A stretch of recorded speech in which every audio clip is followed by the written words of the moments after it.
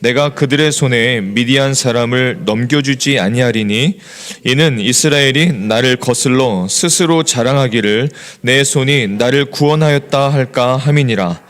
이제 너는 백성의 귀에 외쳐 이르기를 누구든지 두려워 떠는 자는 길라 산을 떠나 돌아가라 하라 하시니 이에 돌아간 백성이 22,000명이요 남은 자가 10,000명이었더라. 여호와께서 또 기드온에게 이르시되 백성이 아직도 많으니 그들을 인도하여 물가로 내려가라. 거기서 내가 너를 위하여 그들을 시험하리라. 내가 누구를 가리켜 네게 이르기를 이 사람이 너와 함께 가리라 하면 그는 너와 함께 갈 것이요 내가 누구를 가리켜 네게 이르기를 이 사람은 너와 함께 가지 말 것이니라 하면 그는 가지 말 것이니라 하신지라.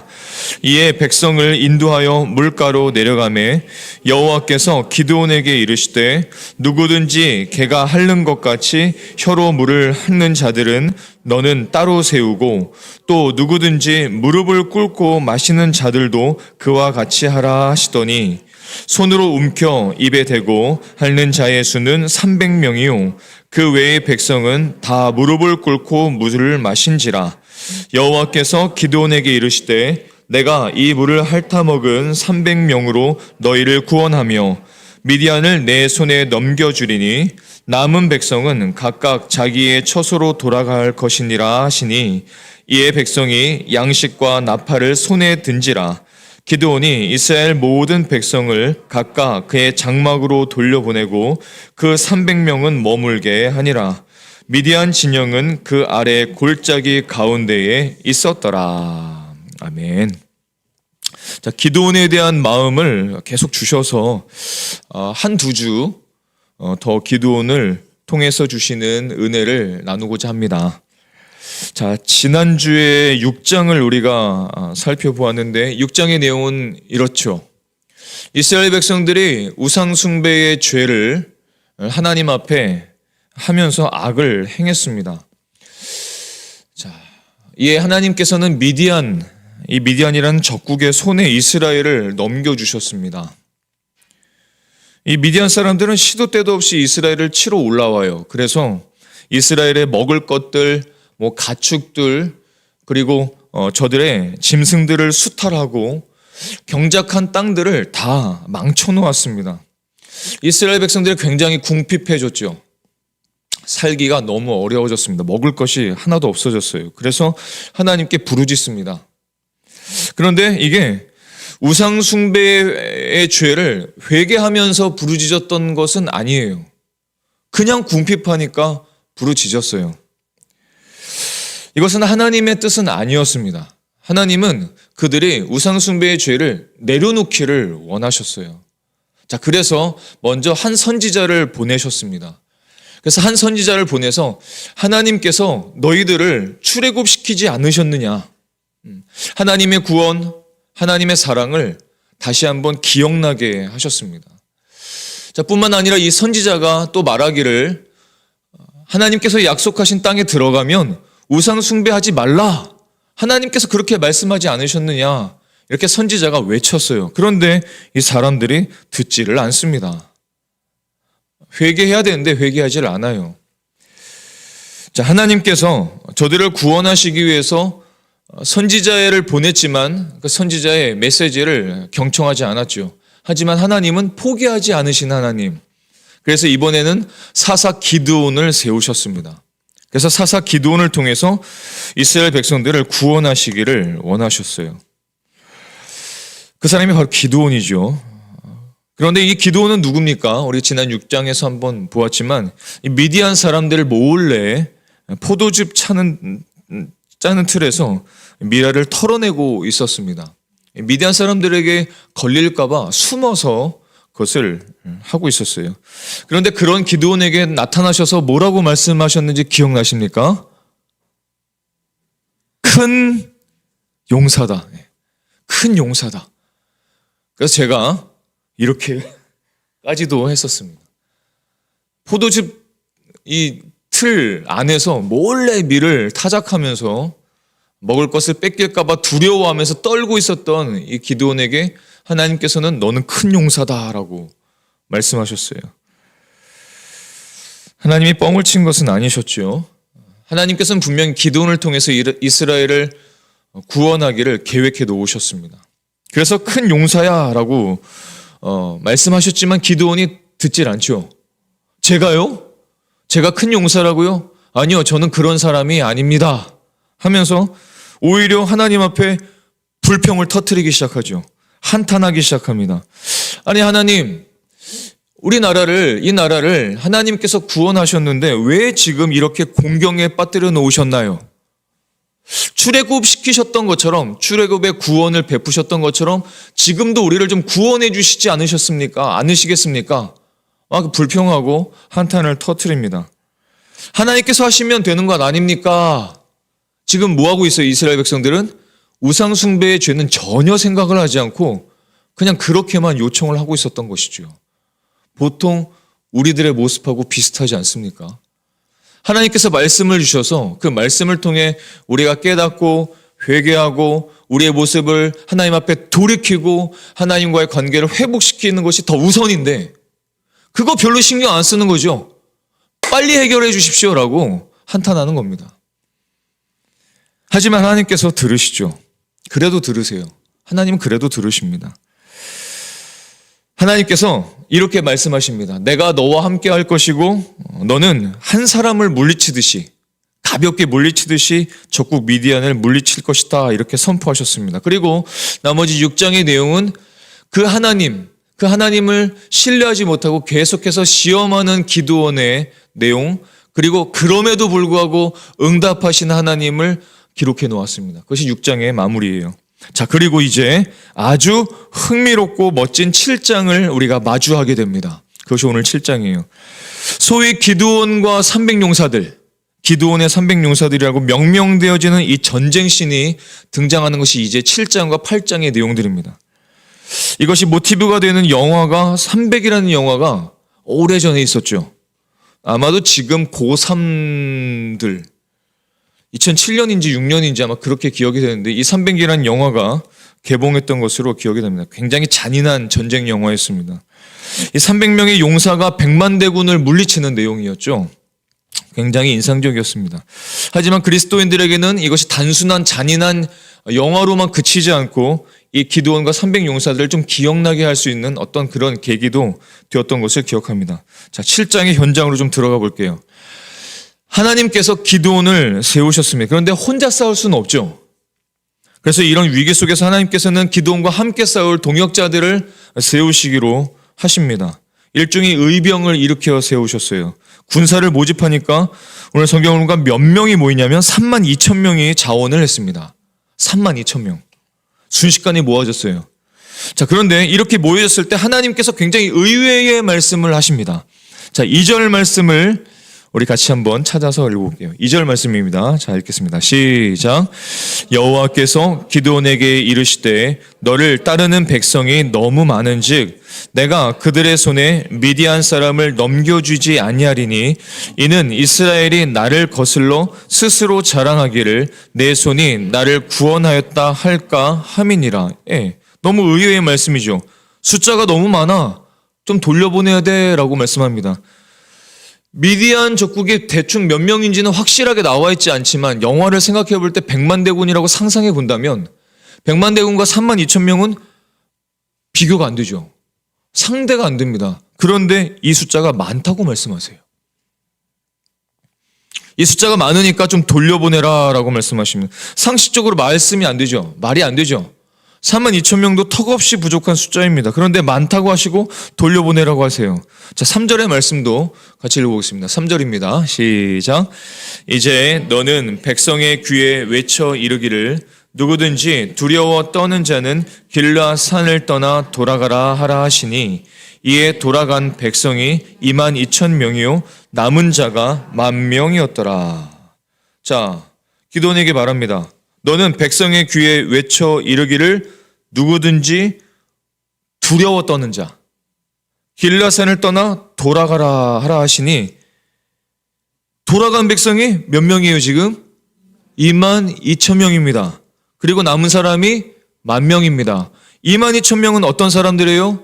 두려워 떠는 자들이었습니다. 말씀을 잘 보셔야 됩니다. 말씀을 잘 보시면 하나님이 돌려보낸 게 아닙니다. 하나님이 돌아가, 다 필요 없어, 조금만 있으면 돼 라고 하신 게 아니에요. 누구든지 두려워 떠는 자는 돌아가라 라고 말씀하셨더니 돌아갔어요. 무슨 말씀이에요? 두렵고 떨리니까 자기가 그냥 포기하고 돌아가 버린 겁니다. 그냥 자기가 돌아가 버린 거예요. 전혀 싸울 준비가 되어 있지 않았습니다. 저들은 죽기를 두려워한 것이 아니에요. 뭐냐면 전쟁을 이기게 하실 하나님을 믿지를 않은 겁니다. 죽기가 두려워서 그냥 돌아간 게 아니에요. 저들이 돌아간 이유는 무엇이냐면 그 전쟁을 너희들의 손에 맡겼다고 하신 그 하나님의 말씀을 안 믿은 겁니다. 안 믿은 거예요. 하나님의 약속을 믿지 않은 겁니다. 너희들을 이렇게 승리하게 해줄게 라고 하신 그 말씀을 신뢰하지 않은 거예요. 그러니 이 안에 두려움이 있을 수밖에요. 두렵고 떨릴 수밖에요. 그러니 돌아갈 수밖에 없었습니다. 32,000명이 겨우 모였는데 거기서 22,000명이 돌아가 버렸어요. 이제 10,000명만 남았습니다. 그런데 하나님께서 이 10,000명의 사람들을 보니까 또 그게 아니에요. 10,000명도 많구나. 잘 봐. 저들은 모두 다 너와 함께 전쟁을 치룰 사람이 아니야 라고 말씀하십니다. 이 사람들을 선별해야 돼 라고 말씀하세요. 그리고 일종의 한 가지 테스트를 시작하십니다. 자, 4절과 5절 말씀을 함께 보겠습니다. 4절과 5절입니다. 시작. 여호와께서 또 기드온에게 이르시되 백성이 아직도 많으니 그들을 인도하여 물가로 내려가라. 거기서 내가 너를 위하여 그들을 시험하리라. 내가 누구를 가리켜 내게 이르기를 이 사람이 너와 함께 가리라 하면 그는 너와 함께 갈 것이요. 내가 누구를 가리켜 내게 이르기를 이 사람은 너와 함께 가지 말 것이니라 하면 그는 가지 말 것이니라 하신지라. 이에 백성을 인도하여 물가에 내려가매 여호와께서 기드온에게 이르시되 누구든지 개가 핥는 것 같이 혀로 물을 핥는 자들은 너는 따로 세우고 또 누구든지 무릎을 꿇고 마시는 자들도 그와 같이 하라 하시더니, 무슨 말씀이세요? 물 마시는 것으로 선별하시겠다는 겁니다. 물 마시는 것을 보고 사람들을 이렇게 가르시겠다는 거예요. 자, 그런데 선별하신 방법이 굉장히 특이하죠. 물을 마시게 했습니다. 신기하게 근데 물을 마시는 방법이 이 사람들이, 10,000명의 사람들이 두 가지 방식으로 다 갈라집니다. 다 갈라져요. 한 사람도 빠짐없이 두 방식으로 나뉘게 되었습니다. 이 방식은 조금 이따 다시 한번 자세히 보도록 하겠습니다. 자, 그런데 이렇게 물 마시는 방법을 통해서 사람을 선별하시니까 결국 남은 사람이 몇 명이냐면 300명입니다. 10,000명에서 300명으로 줄었어요. 그럼 나머지 몇 명이죠? 9,700명이 그 선별에서 벗어나게 된 것입니다. 그리고 하나님께서는 이 기드온과 300명으로 그 미디안을 이기게 하십니다. 그것이 이제 7장과 8장 이후에 계속 나오게 됩니다. 이스라엘 나라를 구원하시고 하나님 나라를 세워가는 놀라운 일을 하셨습니다. 하나님이 왜 32,000명이 아니라 300명으로 싸우게 하실까요? 왜 하나님은 우리에게 많은 것들을 주셔서 이 삶을 승리하게 하시고 놀라운 역사를 막 일으키시고 굉장한 일들을 좀 살게 하시고 그러면 좋을 것 같은데 왜 고작 300명으로 우리를 살게 하실까요? 왜 300명으로 승리하게 하실까요? 이유가 있기 때문에 그렇습니다. 첫 번째로 우리가 기억할 것은 스스로 자랑하지 않게 하시고 하나님을 의지하게 하기 위함인 것입니다. 자, 2절의 말씀을 새한글 성경 버전과 함께 계속해서 읽겠습니다. 자, 시작. 여호와께서 기드온에게 이르시되 너를 따르는 백성이 너무 많은즉 내가 그들의 손에 미디안 사람을 넘겨주지 아니하리니 이는 이스라엘이 나를 거슬러 스스로 자랑하기를 내 손이 나를 구원하였다 할까 함이니라. 여호와께서 기드온에게 말씀하셨다. 너와 같이 있는 사람이 많구나. 그들의 손에 미디안을 내가 넘겨줄 수는 없지. 이스라엘이 내 앞에서 뽐내며 내 손이 나를 구해냈다 하고 말할지도 모르거든. 이 한글 성경 버전은 조금 더 원문의 느낌을 좀 더 살립니다. 어떻게 이 말씀을 좀 맨 마지막에 말할지도 모르거든 이라고 보면은 좀 하나님이 비아냥거리는 느낌도 좀 들고 하나님은 짓궂게 말씀하시는 것도 같지만 전혀 그게 아니죠. 하나님께서 제대로 보신 겁니다. 이스라엘 백성들의 이 마음속을 제대로 보신 거예요. 32,000명이 다 전쟁에 동원돼서 만약에 미디안 백성들을 이겼다. 그러면 이스라엘 백성들은 어떻게 생각할 거예요? 우리가 이겼구나. 우리가 기드안이 모이라고 해서 잘 모였어. 잘 싸웠어. 우리가 굉장히 수고했어. 이 모든 승리는 우리가 한 거야. 이렇게 할 것을 하나님께서는 잘 아셨던 겁니다. 스스로 자랑하게 될 것을 잘 아셨던 거예요.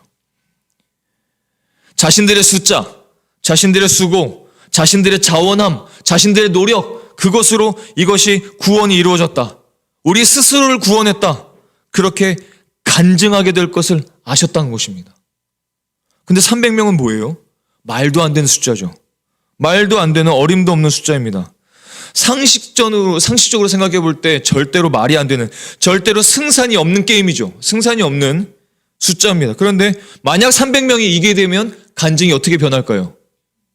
하나님께서 이기게 하셨어라고 되는 거죠. 이건 은혜로밖에 설명이 안 돼. 하나님이 이기게 하셨어라고 간증이 바뀌게 됩니다. 여러분, 여러분들의 삶 속의 간증은 어떤 것인지요? 내가 수고했으니, 혹은 아닙니까? 반대입니까? 이거 하나님이 하신 일이야. 하나님께서 은혜로 우리에게 주신 일이야. 우리에게 승리하게 하신 일이야. 이런 간증이 많습니까? 아니면 내가 그때 그것을 잘해서, 내가 잘 준비해서, 내가 이것을 잘 갖춰서 이길 수 있었어. 헤쳐나갈 수 있었어. 내가 다른 사람도 도왔어. 이런 자랑을 하시는 게 더 많으십니까? 하나님이 가장 싫어하는 게 뭔지 아십니까? 가장 싫어하는 죄. 술? 아니요. 담배? 아니요. 관계? 아니요. 교만. 교만입니다. 교만이에요. 하나님께서 제일 싫어하시는, 아담과 하와가 하나님을 떠날 때 했던 그거. 우리가 하나님 없이도 스스로 살 수 있어 하면서 선악과를 먹었던 바로 그거. 그 교만. 그것을 하나님께서 먼저 방지하신 거예요. 이게 은혜입니다. 하나님께서 방지하신 게 굉장한 은혜죠. 300명을 싸워서 이기게 하시고 9,700명, 나머지 먼저 갔던 22,000명, 300명을 뺀 나머지 사람들은 사실 죽을 운명이었습니다. 저들은 싸워봤자 도망갈 사람들이었어요. 그런데 먼저 가게 하신 겁니다. 굉장하죠. 그 사람들을 먼저 돌려보내셔서 먼저 살리게 하신 겁니다. 그 사람도 살리시고 300명도 살리시고 이 모든 전쟁에서 다 이기신 겁니다. 굉장하죠. 이게 하나님의 지혜입니다. 하나님의 지혜. 그런데 22,000명은 돌아가면서 뭐라고 했을까요? 9,700명은 돌아가면서 뭐라고 했을까요? 우리를 돌아가게 했어. 우리가 뭐가 모자르다고, 우리가 전쟁에서 싸우지도 못하게 하셨지? 라고 불평했을지도 모릅니다. 굉장하죠. 그게 사람과 하나님의 차이입니다. 사람들은 늘 그렇게 불평합니다. 하나님이 그렇게 역사하셔서 인도하신 것을 몰라요. 알아채지를 못합니다. 그 일을 못하게 하신 일도 그게 왜 못하게 하셨는지를 내 마음대로 생각하는 거죠. 안 된 게 있으면 안 되게 하신 이유가 있는데 안 되게 하신 이유를 내 마음대로 생각하는 겁니다. 그리고 하나님을 원망하는 것이죠. 그러니 하나님을 모를 수밖에 없어요. 300명뿐만 아니라 먼저 돌아간 모든 사람들을 하나님께서는 다 살리신 것입니다. 하나님께서는 교만을 싫어하세요. 하나님이 가장 마음 아파하시는 것도 교만입니다. 그리스도인의 삶에 교만이 얼마나 아픈, 얼마나 가장 악한 악질인 죄인지 아십니까? 야고보서 4장 6절의 말씀을 우리 같이 한번 읽어보겠습니다. 함께 읽겠습니다. 시작. 그러나 더욱 큰 은혜를 주시나니 그러므로 일렀을 때 하나님이 교만한 자를 물리치시고 겸손한 자에게 은혜를 주신다 하였느니라. 이렇게까지 말씀을 하세요. 교만은 왜냐? 교만을 갖게 되면 하나님을 떠나는 주된 이유가 교만이기 때문입니다. 아담과 하와가 떠나고 그리스도인들이 마음대로 떠나와 버리고 마음대로 예배 안 해버리고 다른 거 먼저 선택해버리고 먼저 그것이 낫다고 여기고 하나님의 생각과 하나님의 말씀보다 그게 더 낫다고 생각하는 나의 교만. 그게 교만. 하나님은 너무 교만한 삶을 싫어하세요. 우리 모든 인생의 창조주는 하나님이십니다. 창조주 하나님과 함께 있을 때 하나님 앞에 무릎 꿇고 겸손하게 살 때 굉장한 힘이 우리에게 주어지는 것입니다. 복이 있고 평강이 있습니다. 그런데 반대로 하나님을 떠나도 괜찮아라고 생각하는 사람, 예배 한 번 안 드려도 괜찮아라고 생각하는 사람은 평강이 없어요. 만족이 없습니다. 힘이 떨어져요. 기쁨이 없습니다. 하나님 우리의 교만을 굉장히 싫어하십니다. 그래서 교만한 자를 물리치시고 대적하신다고, 그 전에 성경 버전엔 대적하신다고까지 말씀하시는 것입니다. 그래서 하나님은 어떻게 하신지 아십니까? 우리들이 교만하지 않게 하시려고 연약함을 허용하십니다. 연약함을 허용하세요. 때론 아픔을 허용하십니다. 어려움을 허용하십니다. 나는 이해가 안 되죠. 깨닫지를 못하죠. 하나님의 허용 없이 되는 일이 뭐가 있습니까? 아무것도 없어요. 하나님의 허용하심이 있기 때문에 그 어려움이 우리에게 주어진 겁니다. 왜? 나를 교만하지 않게 하시려고 하시는 거예요. 만약 그 일이 없었다면, 그 일이 벌어지지 않았다면 나는 굉장히 교만한 상태로 하나님도 찾지도 않고 주일날 나오지도 않고 하나님 예배하는 거 중요한지도 모르고 하나님께 기도하는 것도 뭔지도 모르고 그냥 벗어나는 거죠. 당장 무슨 일이 일어나지 않으니까. 당장 무슨 일이 일어나지 않으니까 그냥 떠나가는 겁니다. 아닌 것 같죠? 우리는 안 그럴 것 같죠? 내가 하나님을 결코 떠나지 않을 거야. 나는 하나님을 떠나지 않을 거예요. 그렇게 생각하지 않으십니까? 내가 하나님을 결코 떠나지 않아요. 내가 하나님을 결코 배신하지 않을 겁니다. 우리는 스스로 그렇게 생각하는 경향이 굉장히 많습니다. 그래도 내가 웬만하면 겸손하지 않습니까, 하나님? 내가 저 사람을 보세요. 저 사람을 내가 비교하면 저 사람보다 내가 좀 낫지 않습니까? 내가 좀 겸손하지 않습니까? 나는 그래도 예배하잖아요. 나는 그래도 하나님의 말씀을 듣잖아요. 이렇게 얘기하죠. 아니요, 그렇지 않습니다. 예수님을 결코 배신하지 않겠다고 했던 베드로가, 가룟 유다가, 제자들도 예수님을 배신하죠. 나 예수님 몰라요. 나 예수님 제자 아닙니다. 나 예수님 정말 몰라요. 사람들 앞에서 외침, 선포합니다. 그렇게 간증을 하죠. 이야기를 합니다. 자신은 절대로 예수님을 떠나지 않겠다고 했던 그 제자들, 그 사람들이 나 예수님 몰라요 합니다. 그렇게 자신하는 그 순간이 굉장히 교만이란 사실을 기억하셔야 됩니다. 그걸 기억하셔야 돼요. 잠언 16장 18절에서는 이렇게 말씀하십니다. 교만은 패망의 선봉이요, 거만한 마음은 넘어집의 앞잡이니라 말씀하셨어요. 그래서 하나님께서는 우리가 교만하지 않게 하시려고 그렇게 애를 쓰십니다. 그렇게 노력하십니다. 교만하면 하나님을 떠나가게 되니까, 예수님을 무시하게 되니까 그렇게 교만하지 않게 하시려고 그렇게 별의별 일을 허락하시죠. 떠나가지 않게 하시려고. 떠나가면 끝이니까, 하나님을 떠나면 인생이 끝이니까 차라리 그거보단 고통이 나으니까, 차라리 그거보단 아픔이 나으니까 예수님을 떠나지 않게 하시려고 그것을 허락하시는 겁니다. 그것 때문이라도 와서 기도하고, 그것 때문이라도 하나님을 찾고, 그것 때문이라도 하나님께 예배하고, 그것 때문이라도 하나님께 한탄하고 호소하고, 하나님께 조금이라도 기도하고 나올 수 있도록 우리가 복되게 하시려고, 교만하지 않게 하시려고 우리를 인도하시는 것입니다. 여러분, 대표적인 사람이 누굽니까? 사도 바울이 아닙니까? 사도 바울 누구예요? 비행기도 없었던 그 시절, KTX도 없었던 그 시절, 그때 사도 바울의 그 주변의 대륙과 나라들을 거의 4바퀴나 돌았습니다. 배를 타고 걸어서 계속해서 돌았습니다. 그가 복음을 전합니다. 이 사람들의 복음의 영향력 때문에 막 사람들의 삶이 바뀌어요. 우상 숭배하던 그 사람들 지역에 그 교회가 막 세워집니다. 얼마나 교만해질 수 있는 최적의 삶입니까?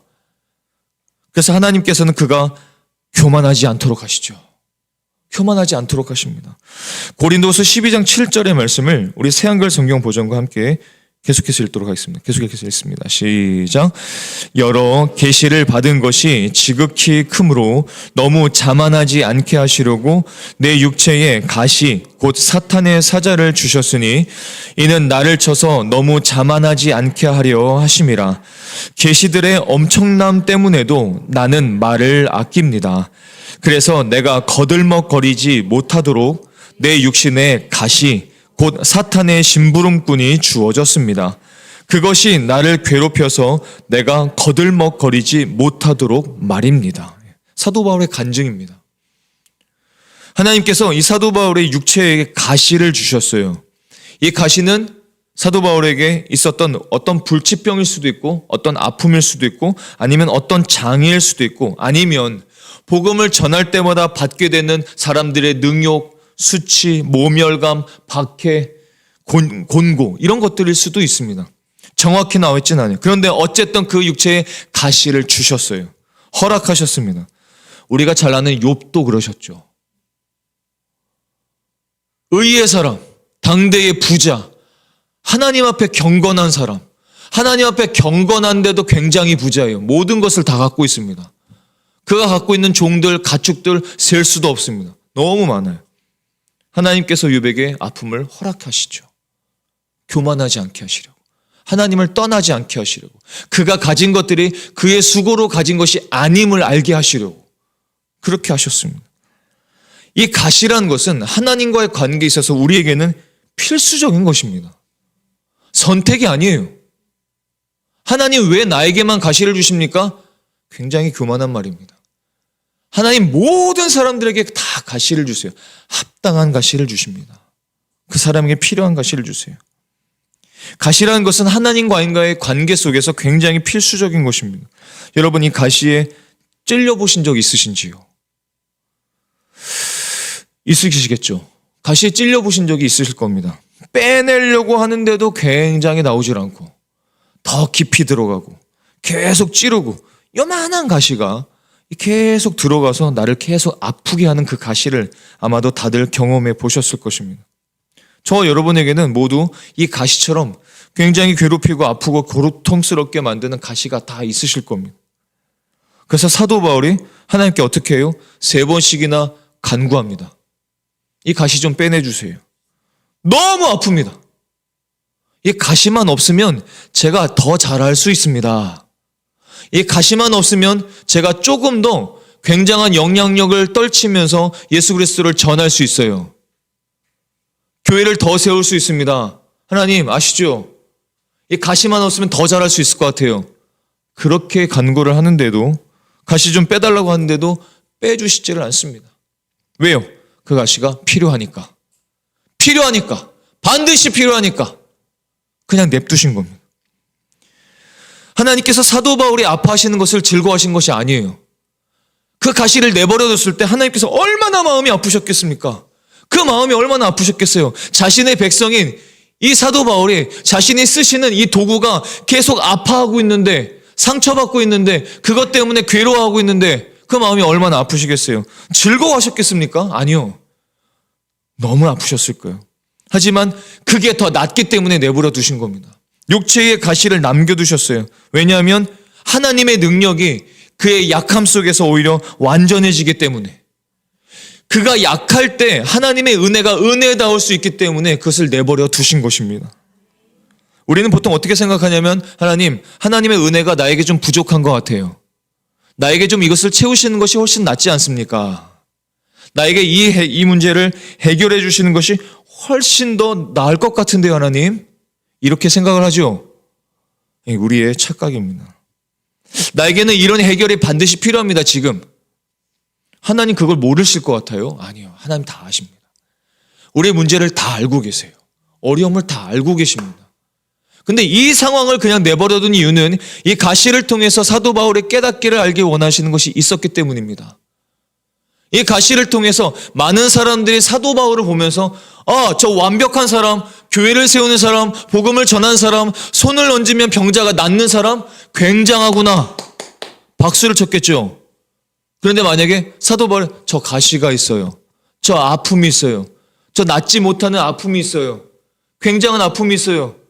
이렇게 만약에 사람들에게 고백하고 간증했다면, 이 고린도서의 말씀을 사람들에게 알려줬다면 어떻게 했을까요? 사람들은 당신에게도 아픔이 있군요. 당신에게도 이런 괴로움이 있군요. 그 가시가 있군요. 완전한 사람은 없군요. 우리에게 주신 가시도 필요한 것이기 때문에 주신 것이군요. 이렇게 얘기할 수 있었던 거 아닙니까? 그래서 하나님의 은혜를 온전하게 하기 위해서, 하나님 앞에 교만하지 않도록 하기 위해서 하나님께서는 이 사도 바울에게 가시를 주실 수밖에 없었던 것입니다. 만약 가시가 없었다면 사도 바울도 하나님을 떠날 수 있었습니다. 하나님을 떠날 수 있었습니다. 그 사도 바울도 얼마나 유명했습니까? 얼마나 굉장한 영향력이 있었습니까? 그 가시가 없었다면 내가 이렇게 쓰여졌으니, 내가 하나님의 능력을 이렇게 사용했으니 나 하나님 없이도 괜찮을 것 같아 살아갈 수 있었겠죠. 그러면서 하나님을 떠날 수 있었을 것입니다. 근데 하나님께서 그것을 아시고 가시를 남겨주신 겁니다. 언제 우리가 알 수 있어요? 사도 바울이 자기가 이렇게 고백하지 않습니까? 내가 괴수 중에 괴수니라. 다른 사람들 아무리 봐도 그 사람들보다 내가 더 괴수야, 내가 더 죄인이야. 사도 바울이 뻥친 게 아닙니다. 제대로 말한 거죠. 사도 바울은 그리스도인들을 잡아서 죽였던 사람, 예수 그리스도를 찬양하지 않고 박해했던 사람, 그가 가진 모든 것들이 하나님의 말씀보다 더 우선이라고 생각했던 사람, 율법으로 모든 것이 가능하다고 생각했던 그 사람, 얼마나 교만할 수 있는 조건입니까? 그래서 하나님께서는 막으신 겁니다. 따라서 하나님께서 우리에게 가시를 주셨다는 것은, 지금도 우리에게 가시가 있다는 것은 하나님께서 지금도 우리를 충분한 은혜 가운데 인도하고 계신다는 사실을 꼭 기억하실 수 있기를 축복합니다. 그래서 고린도서 9장 후절부터 10절까지 이렇게 말씀합니다. 그러므로 나는 오히려 아주 기쁘게 나의 약점들을 자랑하겠습니다. 그리스도의 능력이 내 위에 거처를 두시도록 말입니다. 그래서 나는 그리스도를 위해서라면 약함, 모욕, 쪼들림, 박해와 공경도 기쁘게 여깁니다. 내가 약할 때 그때에 내가 강하니까요. 이것이 저와 여러분의 고백이 되실 수 있기를 축복합니다. 여러분들에게는 어떤 가시가 있으신지요? 하나님도 그 가시 때문에 마음이 아파하십니다. 그러나 그 가시로 인해 우리는 그리스도의 능력을 우리에게 머물게 할 수 있는 것입니다. 약하다고 여기십니까? 그게 좋습니다. 가시가 많다고 여기십니까? 그게 훨씬 낫습니다. 그것이 진짜 강한 인생을 살 수 있는 비결인 것입니다. 나의 부족함을 아십니까? 나의 연약함을 잘 아십니까? 그것을 아는 게 더 나은 것입니다. 나의 부족함을 알고 내 연약함을 알고 강하신 주님 앞에 나와서 주님 앞에 무릎 꿇고 기도하고 주님을 의지하는 인생이 더욱더 복된 인생인 줄로 믿으실 수 있기를 바랍니다. 하나님께서 그렇게 정말로 하시죠. 자, 사사기 7장 8절과 9절 말씀을 같이 읽어볼게요. 8절과 9절입니다. 시작. 이에 백성이 양식과 나팔을 손에 든지라. 기드온이 이스라엘 모든 백성을 각각 그의 장막으로 돌려보내고 그 300명은 머물게 하니라. 미디안 진영은 그 아래 골짜기 가운데에 있었더라. 그 밤에 여호와께서 기드온에게 이르시되 일어나 진영으로 내려가라. 내가 그것을 내 손에 넘겨주었느니라. 결국 300명이 선별되죠. 교만하지 않게 하시고 하나님만을 의지하게 하셨습니다. 그리고 보세요. 하나님께서 기드온에게 이렇게 말씀하시죠. 자, 됐어. 이제 일어나 내려가. 너 적진을 쳐. 내가 그 적들을 모두 너의 손들에 다 넘겨주었어. 전쟁은 이미 끝난 겁니다.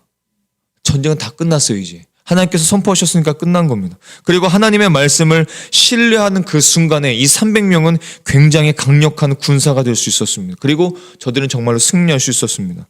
우리가 언제 강하게 되는 줄 아십니까? 우리 인생이 정말로 언제 강하게 되는 줄 아세요? 내 연약함을 깨닫고 하나님 앞에 무릎 꿇을 때입니다. 하나님 앞에 무릎 꿇지 않는 사람, 하나님 앞에 부르짖지 않는 사람, 자신이 교만하다고 증거를 내미는 순간입니다. 그러다가 어떤 일이 일어나죠? 하나님 앞에 무릎 꿇습니다. 하나님 좀 도와주세요. 내가 그 일 때문에 하나님 앞에 교만했군요. 그렇게 기도하는 거죠. 이것이 그리스도인 삶, 약할 때 강하게 되는 그리스도인의 삶의 역설, 그 놀라운 삶. 세상이 보기엔 굉장히 이상해 보이는 그 삶이 하나님께서 우리에게 원하시는 삶이라는 것입니다. 다시 말해서 여러분, 우리가 실패를 자주 경험하는 이유가 뭔지 아십니까? 실패를 계속 반복하는 이유가 뭔지 아세요? 내가 연약한 줄을 나만 모르고 있는 겁니다. 내가 교만한 줄을 나만 모르고 있는 겁니다. 하나님을 신뢰하지 않을 때입니다. 내 연약함을 알고 인정하는 자, 내 연약함을 사용하셔서 일하시는 강하신 하나님을 신뢰하는 사람은 결코 약한 사람이 아니에요. 하나님 앞에 무릎 꿇는 사람이 강한 사람이라는 것입니다. 하나님 앞에 엎드리는 저와 여러분이 되실 수 있기를 축복합니다. 자, 두 번째로 기억할 것은 300명을 쓰신 방법입니다. 그 두 번째 우리 기억할 것은 성령의 충만함을 사모하고 준비에 힘써야 함을 우리에게 말씀해 주세요. 그리스도인들이 오해할 수 있는 것 중에 하나가 무엇이냐면 내가 하나님을 믿기 때문에 하나님은 합력해서 선을 이루시기 때문에 나는 아무것도 안 해도 좋다는 오해가 있습니다. 아니죠. 참된 믿음은 하나님을 정말로 믿기 때문에 최선을 다하는 것입니다. 그게 하나님 정말 믿는 사람이에요. 하나님을 의지한다는 것은 하나님을 믿고 나에게 주신 시간과 환경에서 최선을 다하는 것입니다. 오늘 300명이 그랬습니다. 하나님은 300명을 선별하실 때 물을 마시게 했죠. 그리고 그 물을 마시면서 사람들이 두 쪽으로 쫙 갈라졌습니다. 두 종류로 나뉘었는데 이 장면을 잘 한번 상상해 보십시오. 신기하죠? 한쪽은 이런 사람들입니다. 어떻게 했냐면 한쪽은 무릎을 꿇습니다. 자, 상상을 하세요. 저기 물이 있습니다. 한쪽은 무릎을 꿇고 고개를 조아려서 물을 마셨습니다. 무릎을 꿇고 고개를 조아려서 물을 마셨습니다. 자, 이렇게 되면은 어떻게 될까요? 지금은 전쟁 중입니다. 미디안 사람들과 이 사람들이 이스라엘 사람들이 전쟁 중이에요. 그런데 이 사람들이 무릎을 꿇고 고개를 조아리면서 물을 마신다. 이렇게 되면 이 백성들은 미디안의 표적이 될 수밖에 없습니다. 그리고 고개를 조아리고 물을 마시기 때문에 주변에 미디안 적군이 나타나도 알 수 있어요? 없어요? 없습니다. 표적이 될 뿐만 아니라 적군이 슬그머니 다가와도 알아챌 수가 없습니다. 그게 9,700명입니다. 그게 9,700명입니다. 그리고 그 물에서 만약에 물을 마시게 되면 거머리의 공격을 받기 쉬워집니다. 자, 그럼 대안이 뭡니까? 어떻게 물을 마셔야 됩니까? 300명은 물을 어떻게 마셨습니까? 그들은 무릎을 꿇지 않았습니다. 상상하세요. 무릎을 꿇지 않았습니다. 어떻게 물을 마셨냐면 엎드렸습니다. 물이 여기 있으면 그냥 엎드렸습니다. 엎드려서 전쟁 중이니까 어떻게 마시냐면은 엎드려서 물을 움켜줘서 이렇게 마시는 겁니다. 이렇게. 적군이 오나 안 오나. 뭐예요? 그들은 300명은 항상 전쟁을 할 준비를 하고 있었습니다. 경계 태세를 가지고 준비하면서 물을 마셨던 거예요. 언제든지 싸울 준비를 하고 있었던 것입니다. 9,700명의 이 병사들은 긴장의 띠를 쉽게 풀어버렸습니다. 그리고 하나님은 그들을 쓰지 않으셨습니다. 베드로전서 5장 8절의 말씀을 기억하시죠? 근신하라 깨어라 너희 대적 마귀가 우는 사자같이 두루다니며 삼킬 자를 찾나니. 이 일들이 우리에게 말씀하시는 것이 있어요. 무엇입니까? 날마다의 삶은 사실 영적인 전쟁 상태입니다. 날마다 삶은 영적 전쟁 상태예요. 그런데 영적 전쟁이 한창 중인데 어떤 사람은 그저 이러면서 물을 마시면서 이러고 있습니다. 근데 어떤 사람들, 어떤 그리스도인들은 물을 이렇게 마시면서 계속 경계태세를 하면서 마귀가 악한 영들이 나를 괴롭히는지 나를 시험에 빠지게 하는지 계속 쳐다보면서 경계태세를 합니다. 근신하고 깨어서 물을 마시는 거죠. 하나님의 누구를 쓰시겠습니까? 누구로 하여금 전쟁을 하게 하시겠어요? 300명이죠. 9,700명은 싸울 수가 없습니다. 준비가 안 된 상태예요. 준비가 안 된 상태였습니다. 여러분, 우리가 우리 매일의 삶 속에서 기억하실 수 있어야 됩니다. 다윗이, 제가 수요일 날도 잠깐 말씀드렸지만 다윗이 물맷돌을 던져서 골리앗을 이겼을 때 다윗이 물맷돌을 처음 던진 것이 아니었습니다. 처음부터 이 물맷돌을 잘 던졌을까요? 아니죠. 굉장히 많이 연습을 하고 이 물맷돌을 던졌을 겁니다. 자, 이 다윗은 어렸을 때부터 양치는 사람이었습니다. 양치는 소년이었어요. 수많은 양들을 치기 위해서 굉장히 훈련을 많이 했습니다. 양들을 어떻게 쳐야 되는지를 굉장히 고민을 많이 하고 훈련도 많이 하고 이렇게 양들을 치면 좋겠구나 했던 것이 나중에 어떻게 쓰임 받습니까? 다윗이 컸을 때, 왕이 되었을 때, 그가 사람들을 다스려야 될 때, 사람들을 섬기려 할 때 내가 양들을 치던 것들이 훈련이 돼서 사람들을 섬길 수가 있었던 거예요. 갑자기 자라는 사람은 없습니다. 300명이 갑자기 자란 게 아닙니다. 그의 마음에 항상 싸울 준비가 되어 있었던 것이죠. 다윗이 준비되었기 때문에 하나님께서는 왕으로 쓰신 겁니다. 다니엘도 그렇게 쓰신 겁니다. 요셉도 그렇게 쓰신 겁니다. 모세도 그렇게 쓰신 겁니다. 훈련을 시키셔서 준비되고 쓰신 것이죠. 근데 우리가 준비를 안 하면 어떻게 될까요? 성경은 이것을 증언하고 있습니다. 시편 78편 70절에서 72절까지 말씀인데 같이 한번 읽어보겠습니다. 자, 시작. 또 그의 종 다윗을 택하시되 양의 우리에서 취하시며 젖 양을 지키는 중에서 그들을 이끌어내사 그의 백성인 야곱 그의 소유인 이스라엘을 기르게 하셨더니 이에 그가 그들을 자기 마음의 완전함으로 기르고 그의 손의 능숙함으로 그들을 지도하였도다. 그 양을 지키던 그 훈련이 결국은 백성들을 섬길 수 있게 되었다라는 말씀입니다. 예수님께서도 그의 제자들에게 같은 맥락으로 말씀하셨죠. 누가복음 16장 17절 그리고 19장 17절의 말씀을 우리 쭉 한번 읽어보겠습니다. 자, 시작. 지극히 작은 것에 충성된 자는 큰 것에도 충성되고 지극히 작은 것에 불의한 자는 큰 것에도 불의하니라. 주인이 이르되 잘하였다 착한 종이요 네가 지극히 작은 것에 충성하였으니 열 고을 권세를 차지하라 하고. 착한 종이 누굽니까? 결국은 작은 것에 충성한 사람들, 작은 것에 잘 훈련된 사람들, 작은 것을 무시하지 않았던 사람들. 아유, 오늘 말씀 요거 한 장, 아유, 내일 읽어. 내일 읽어. 오늘 예배, 아이, 주일날 해. 기도, 에이, 내버려둬. 내일 기도해도 괜찮아. 오늘 하라고 기억나게 하셨는데 내일로 팽개쳐버리는 겁니다. 하나님께서 우리에게 많은 일들을 또 하게 하시죠. 복음을 전하게 하시거나 교회를 섬기게 하시거나 어떤 사역을 하게 하십니다. 아니요, 괜찮습니다. 저 지금 굉장히 바빠요. 이거 좀 작은 거니까 좀 큰 거 할게요. 하나님께서 쓰시겠습니까, 그 사람?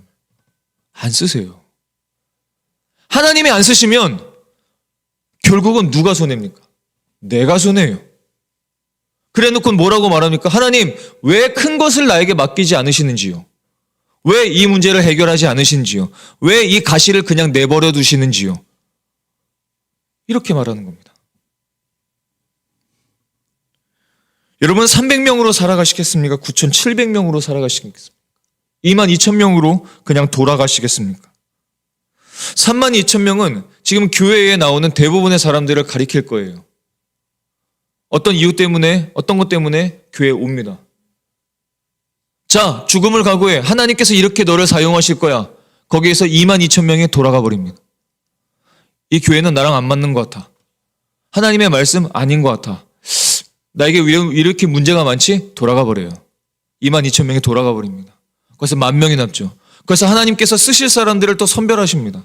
어떤 사람들이 과연 정말 기도원과 300명처럼 쓰실지, 사용하실지. 그때 여러분들은 9,700명이 돼서 이렇게 긴장을 풀고 그냥 돌아가시겠습니까? 아니면 300명과 같이 쓰임을 받으시겠습니까? 결정하셔야 됩니다. 결정하셔야 됩니다.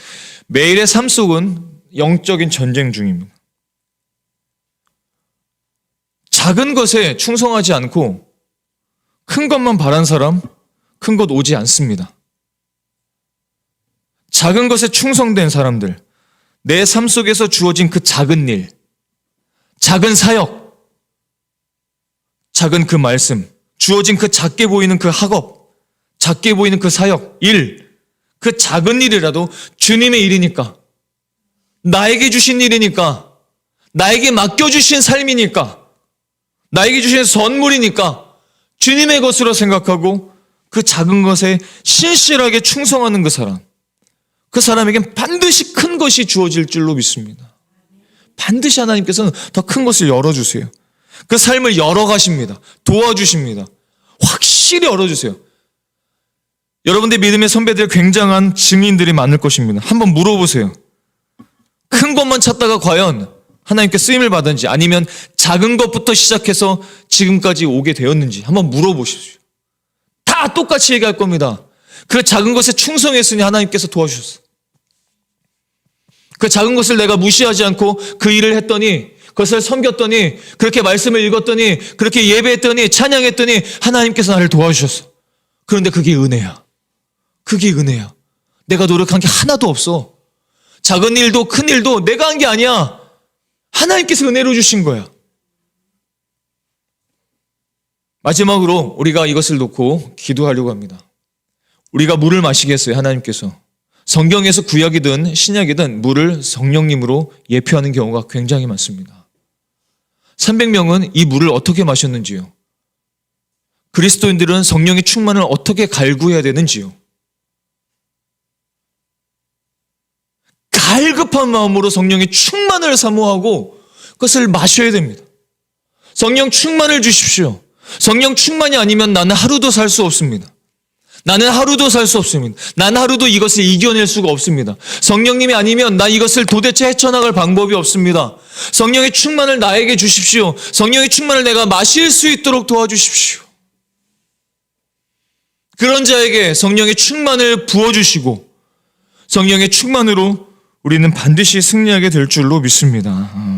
그 300명이 미디안 대군을 이겼습니다. 하나님은 지극히 작은 자 기드온을 큰 용사로 부르셨습니다. 예수님을 보십시오. 예수님은 사람들이 흠모할 만한 아무것도 없었습니다. 하지만 십자가를 사람들이 보았을 때에도 그 십자가를 멸시했습니다. 무시했습니다. 아무것도 아니라고 했죠. 하나님의 아들이라면 거기서 내려오라고 막 욕지거리를 했습니다. 그런데 하나님은, 예수님은 십자가를 통해서 구원하셨습니다. 십자가를 통해서 구원하셨어요. 그 주님께서 성령으로 우리 안에 함께하고 계십니다. 성령 충만을 사모하시고 올 한 해 우리가 성령의 충만으로 여러 가지의 실패와 아픔을 겪은 그런 삶 속에서도 승리하는 그런 기드온과 300명의 사람들처럼 승리하는 저와 여러분이 되실 수 있기를 예수님의 이름으로 축원합니다. 아멘. 기도하시겠습니다.